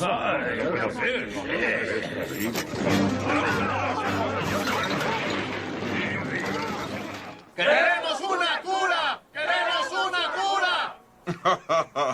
Pues la única cura es el descanso. Todo lo que les den solo serán placebos. Profesor Cocoon, sin saber exactamente a qué se enfrentan, ¿diría usted que es momento de estrellarse las cabezas unos contra otros y sacarse los sesos? Yo diría que sí. Este es un aviso de última hora del alcalde. El pánico se ha presentado. Recurramos al plan de contingencia para diversos propósitos. ¿Te refieres al plan B? Sí. B. A partir de este momento hay toque de queda. Ya no podremos salir de ahí. Se ha viralizado precisamente diciendo que se referían al coronavirus, porque era un virus que llegaba desde Asia a través de un paquete, pero alguien ha hecho un fotomontaje en las redes sociales y los informativos decían hablar del coronavirus en Los Simpson, pero no es cierto, eso ha sido un fotomontaje que después ha sido desmentido, ¿no? Eso es, de hecho, también el equipo de Los Simpson insistía que, hombre, a estas alturas hablar de Asia en general y confundir China con Japón, pues, hombre, quieras que no, está un poco también cogido por los pelos, pero el virus del que hablaban era gripe y hablaba efectivamente que venía de Japón, no de China, no de Wuhan, no el coronavirus, que a estas alturas, ojalá, como pensábamos al principio algunos, podría ser tan letal que lo es. La gripe en España mata cada año a 6.000 personas, pero el coronavirus vaya por 10.000 a día de hoy, más de 10.000 personas. Entonces, es verdad que hablaban de ese virus, pero el virus de la gripe y que venía de Japón. Si de ahí podemos decir que los Simpsons ya sabían que iba a venir un virus de Asia, pues bueno. Y luego ha habido alguno, por ejemplo, robo de grasa en los restaurantes. En un capítulo de 1998, Bart y Homer se van a vender grasa, terminan robando el aceite de un Krusty Burger y entonces luego resulta que en 2012 hubo una serie de sucesos de noticias de gente que robaba precisamente aceite de los restaurantes para venderlos a 38 centavos por libra, decían en la CNN, pero que llegó a pasar, llegó a suceder y entonces esto se ha visto también como otra de las cosas en las que vaticinaron unos años antes. Pero a ti esto no te... hay más, ¿no? Hay más. Vote por Alepo para presidente. Vote por Humping Church. Elija al quejumbroso. Hillary. Cielo, ¿cuántos de estos letreros tengo que poner? ¡Te faltan 25! ¿25 más? Amor, dime, ¿qué te hice para merecer esto? ¿Qué tan mala memoria tienes? Nunca vas a olvidarlo, ¿o sí? Por ejemplo, con el tema de Hillary Clinton, ¿no? Hay quien incluso percibía cierto parecido de alguno de los personajes con ella. A veces, no sé, tengo la sensación de que pasa un poco como las series políticas, el ala oeste, que hemos hablado de ella aquí, o muchas otras, ¿no? Que mezclan los propios guionistas los deseos o no sé muy bien cómo calificarlo, en el caso de Hillary Clinton seguramente, con lo que por cierto después no ocurrió, que es que Hillary Clinton llegó a aspirar a la presidencia, pero no ganó. Así que, claro, los guionistas son seres humanos, alguna vez hemos hablado por aquí con uno de ellos, como Javi Gómez de La Casa de Papel, y van mezclando algunas cosas que ocurren y otras que creen que pueden ocurrir, y a veces hasta aciertan, ¿no? Como hemos visto con Trump. Y ahora necesitamos que arregles el juego más importante de todos, la final de la Copa del Mundo. Bien, Marge siempre se queja de que no arreglo las cosas. Claro, por ejemplo, teníamos el escándalo de la FIFA. La FIFA y la corrupción siempre han estado, digamos, unidos de alguna manera, pero hasta el año 2015 no hubo realmente una acusación seria, importante sobre este asunto. Pero es que en marzo de 2014 había un episodio de Los Simpson donde se referían a esto abiertamente, ¿no? También ha sido señalado como, hombre, se adelantaron un tiempo. Bueno, pero es verdad que existía esa rumorología en los medios de comunicación que hace que los guionistas, que ya lo han explicado, además no les hace mucha gracia que les digan que tenían este tipo de vaticinios. Decía... Bueno, y déjame que te diga que leí hace un año así una biografía de Trump y hay un documental del que también hablaremos seguramente en Netflix, que habla de la trayectoria como empresario de Trump. Y durante mucho tiempo él jugueteó públicamente con la idea de presentarse a la presidencia. Es decir, que es algo que estaba en el día a día de la política estadounidense también, aunque, bueno, pues finalmente ocurrió y encima ganó las elecciones y ganó la nominación de su propio partido. Claro, luego, por ejemplo, también se publican algunas cosas. Veíamos, hubo un cierto debate en YouTube con, bueno, espectadores de YouTube que decían, sí, también predijeron las gafas virtuales. En el año 2000 lo predijeron. Y... claro, tampoco esto no era muy raro que un guionista pudiera unos años antes decir que se iban a fabricar unas gafas donde podías ver en realidad virtual, porque llevamos años conocía esa tecnología. O sea, luego hay muchas cosas que en realidad ni siquiera tenían mucha base, ¿no? Sobre todo en un país como Estados Unidos, porque tienen cerca, digamos, un núcleo de innovación y de tecnología. De hecho, el propio MIT, el instituto de referencia en Massachusetts, ha puesto alguna vez un tuit también en referencia a cosas que de broma podrían haber acertado o no los Simpson, ¿no? O sea que había cosas que se podían esperar, dicho lo cual, oye, no les quitamos mérito cuando aciertan, ¿eh? No, y tienen gracia, además, que tienen un humor muy cáustico y siempre tocan temas así un poquito sensibles y defienden el medio ambiente, tienen algunos golpes así muy ingeniosos y bueno, de accidentes nucleares también se ha dicho, pero claro, tienes que buscarle paralelismos a eso con la realidad. En fin, Los Simpson, que lleva 30 años... 30 temporadas en antena, no sé si hay muchos precedentes parecidos, una serie de animación con ese éxito social emitiéndose y además en bucle, que es una programación que para las televisiones es cómoda, rentable y porque a todo el mundo le gusta. Sí, funciona muy bien. Nosotros siempre decimos que este espacio es como un capítulo de Los Simpson, que lo puedes escuchar una y otra vez si quieres. Está muy bien pensado y además tiene el mérito de que no es para niños, sino que es para adultos, ¿no? Entonces la animación en adultos durante tanto tiempo en emisión a mí me parece un exitazo. Bueno, a mí me parece, no, a cualquiera le puede parecer un exitazo. Sí, fíjate que decían, es una serie para adultos que también ven los niños, porque no es una serie, o quizás que nos hemos acostumbrado. Yo recuerdo cuando South Park se empezó a emitir, que también en aquel momento decían, es que tiene un lenguaje demasiado agresivo, ahora a los niños no les resulta nada disruptivo, no les resulta nada chocante, que dices, quizás que a nuestra generación nos resultaba todo muy chocante, porque hasta los Simpson decía, bueno, son más bien dibujos animados para adultos. No sé si por la temática, pero cuando apareció South Park ya la cosa cambió, nos parecía hiper salvajes así por el lenguaje y luego apareció, no recuerdo ahora, unos dibujos asiáticos, ¿cómo se llamaba? Aquel niño que decía unas barbaridades tremendas. Yo me recuerdo que lo ponía Telemadrid hace muchos años. Shin-Chan, no me salía. Shin-Chan, sí. Que decía barbaridades y que teóricamente estaba también para un público de niños, ¿no? Evidentemente la cosa desde Heidi ha evolucionado mucho. Sí, muchísimo. Ana Pastor, bueno, las series de televisión, de dibujos animados estos días muy recordadas, estos días han sido focalizadas Los Simpson, precisamente por esa alusión a un virus que llegaba desde Asia, aunque en efecto luego en las redes sociales ya han jugado a transformarlo y convertirlo en el coronavirus, pero no era donde colocaba el foco los guionistas de Los Simpson. Ana Pastor, neutral, plata o plomo, gracias. Gracias. Plata o plomo. El mundo en series. En el Juego de Tronos, o ganas o mueres. Con Fernando Merlín y Ana Pastor. ¿Sabes dónde estás? Es una radio pirata. De la zona neutral. Nos recuerda un poco por qué luchamos. La noche es oscura y alberga horror. La Cafetera presenta los relatos de Ainhoa Goñi.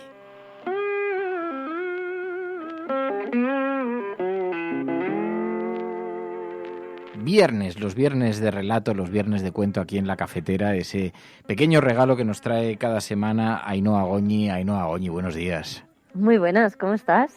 Bien, yo estoy llevando bastante bien el encierro. Os he obligado a meteros en el armario. Tú estás en tu armario y en el otro armario, en la otra línea, Pachi Freitez. Pachi Freitez, buenos días. Hola, buenos días a todos. También conectado desde un armario, que os agradecemos mucho de corazón estos regalos de los viernes que os prestéis además en estas circunstancias, que tenéis tanto lío, tantas agenda social saliendo por la calle todo el día de cenas y borracheras.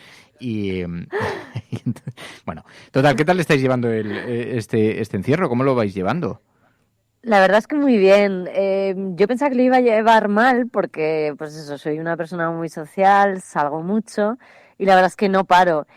Pero lo llevo muy bien. Me he centrado 24 horas casi en el trabajo y el resto de tiempo, sí, a ver cómo están los amigos, y hago yoga prácticamente todos los días y eso la verdad es que me tiene bastante concentrada, me da bastante calma. Y bueno, un poquito así, ¿no? Es verdad que es sorprendente porque es algo totalmente novedoso, pero mejor de lo que pensaba. ¿Y tú, Pachi, cómo lo estás llevando? Porque tú eres también súper sociable, estás solo, estás en tu casa y claro, esto es bastante... Para mucha gente es un poco suplicio. Luego, tú eres muy adaptativo también, pero ¿cómo lo llevas?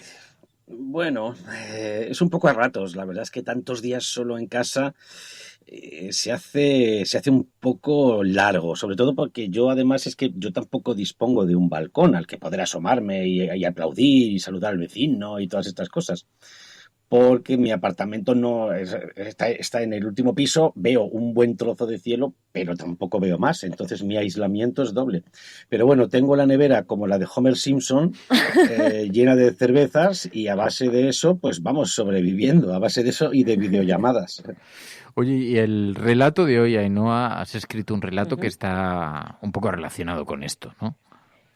Bueno, sí, porque el otro día tuvimos una noticia que era un poquillo triste, porque, bueno, todo el mundo ha oído hablar de la novena, de esa división con 145 españoles, y Rafael Gómez. Eran en total 146 que básicamente liberaron París en la Segunda Guerra Mundial. Sus historias se han oído muchas veces, tienen, pues, imagínate, unas vidas espectaculares y bueno, pues Rafael, el último de ellos, justo falleció estos últimos días y bueno, la verdad es que la historia, ya vais a ver, creo que es bonita, habla de él, de la lucha y bueno, estos relatos de los viernes nos permiten cambiar a veces la historia o la realidad y bueno, nosotros hemos cambiado el final de esta historia, de la historia de Rafael, bueno, para que siga un poquito más de tiempo con nosotros, ¿no? Rafael Gómez Nieto, el último superviviente de la compañía que liberó París de los nazis, 99 años, falleció en Estrasburgo por coronavirus, pero la historia ha cogido algunos pasajes, Ainhoa Goñi, ha recreado algunos de sus pasajes y es el regalo que nos trae esta semana a los viernes de relato, con la voz de Pachi Freitez. La cafetera presenta los relatos de Ainhoa Goñi. Eran las 9:22 de la noche del 24 de agosto de 1944. Yo tenía 23 años. Los minutos pasaban muy rápido mientras avanzábamos hacia el centro de la ciudad, cruzando la Porte d'Italie. La lucha no había sido rápida, pero París nos había prometido la gloria. Una gloria privada, pero también un triunfo que no habíamos conseguido años antes. Una victoria que nos habían robado en otras tierras. Una victoria frente a la opresión, aunque fuera lejos de casa. Merecíamos la libertad. A esa hora, a las 9:22 de la noche del 24 de agosto de 1944, cientos de franceses se asomaron a sus ventanas, salieron a la calle y entonaron la Marsellesa. Oh. Aún sigo llorando cuando escucho esas palabras. El día de la gloria ha llegado. Esa canción de la victoria rebotaba en cada pared, en cada calle del barrio, y pronto se extendería por todos los barrios de la ciudad. Sí, el día de la gloria había llegado.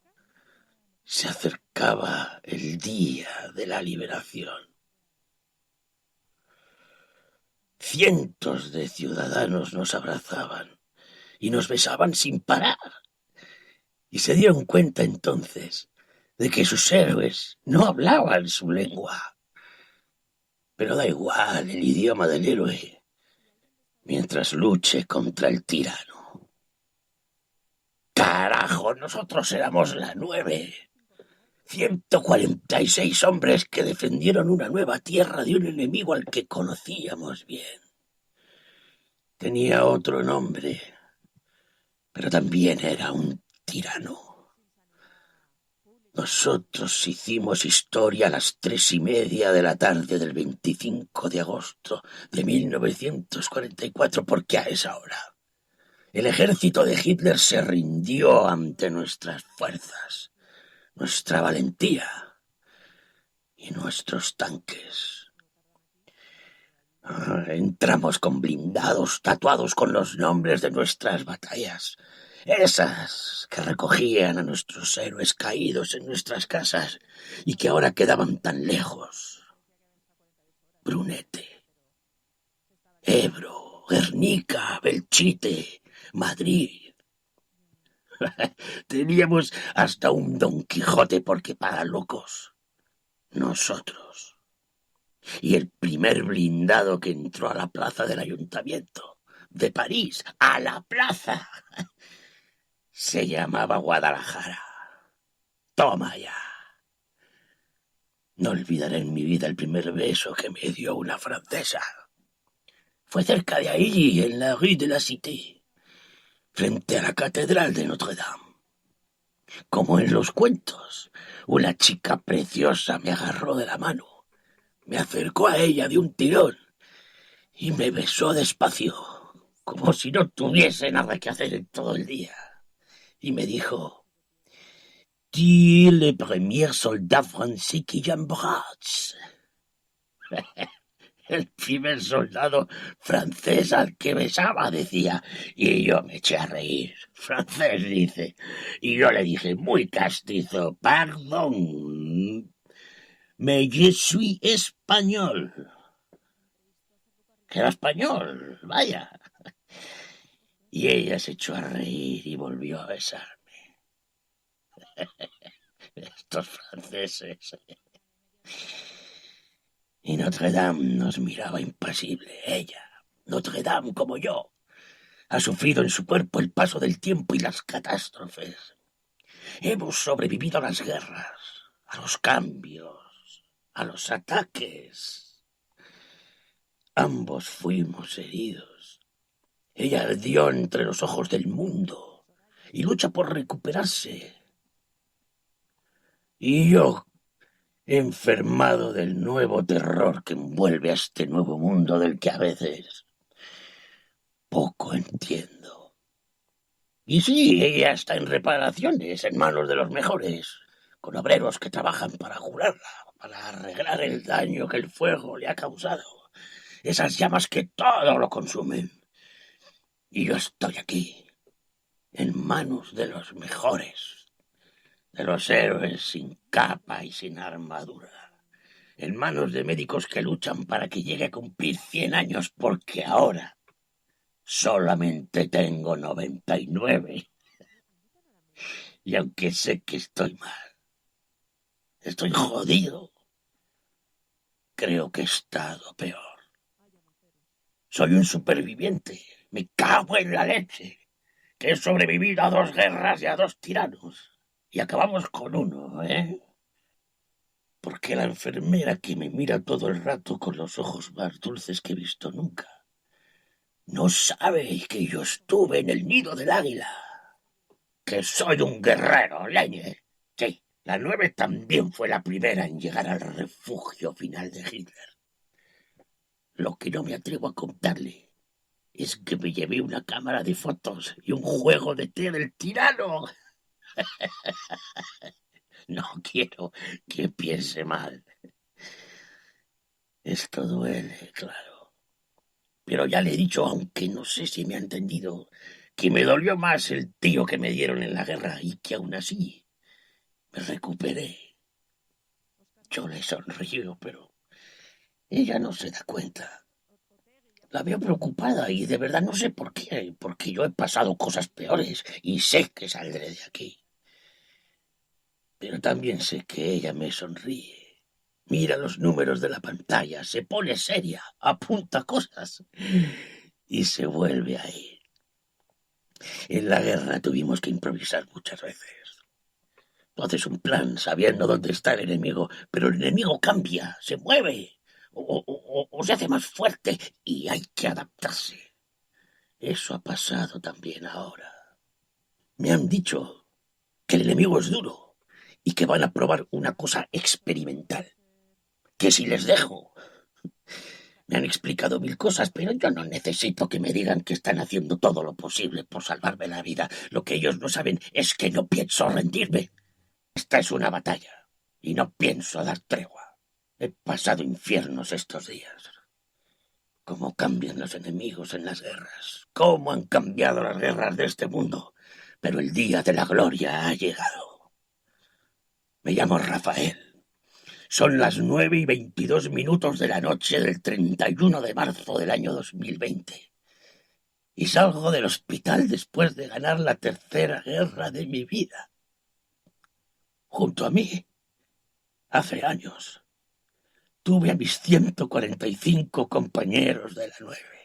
Estos días, junto a mí, he tenido médicos, enfermeros y personas con batas.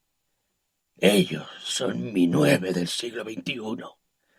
Ellos son los guerreros del nuevo mundo.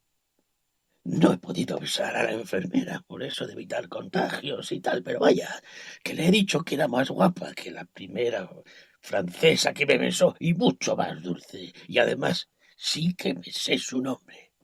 Se llama Ana. Me he vestido con la ropa que traía, ahora limpia, y me he protegido del frío con mi chaqueta favorita. En mi pecho, hoy y siempre, una pequeña tela brilla con mis colores, rojo, amarillo y morado, mientras me vienen a la cabeza las primeras palabras que aprendí en francés y que nunca deberíamos olvidar. Liberté, égalité, fraternité.